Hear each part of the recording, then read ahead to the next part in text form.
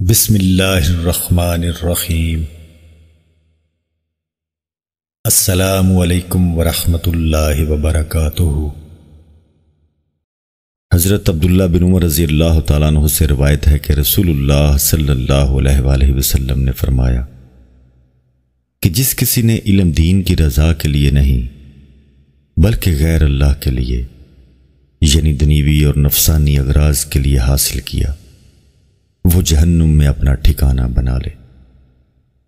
اللہ تعالیٰ نے دین کا علم انبیاء علیہ السلام کے ذریعہ اور آخر میں سیدنا حضرت محمد خاتم النبیین صلی اللہ علیہ وآلہ وسلم اور اپنی آخری مقدس کتاب قرآن مجید کے ذریعے اس لیے نازل فرمایا کہ اس کی روشنی اور رہنمائی میں اس کے بندے اللہ کی رضا کے راستے پر چلتے ہوئے اس کے دار رحمت جنت تک پہنچ جائیں۔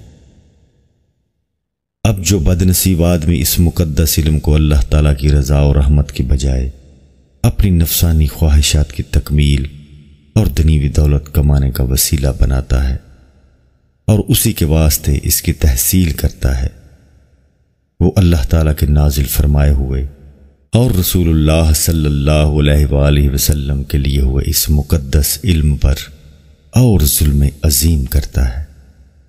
یہ شدید ترین معصیت ہے اور ان حدیثوں میں رسول اللہ صلی اللہ علیہ وآلہ وسلم نے اطلاع دی ہے کہ اس کی سزا جنت کی خوشبو تک سے محرومی اور جہنم کا عذاب علیم ہے۔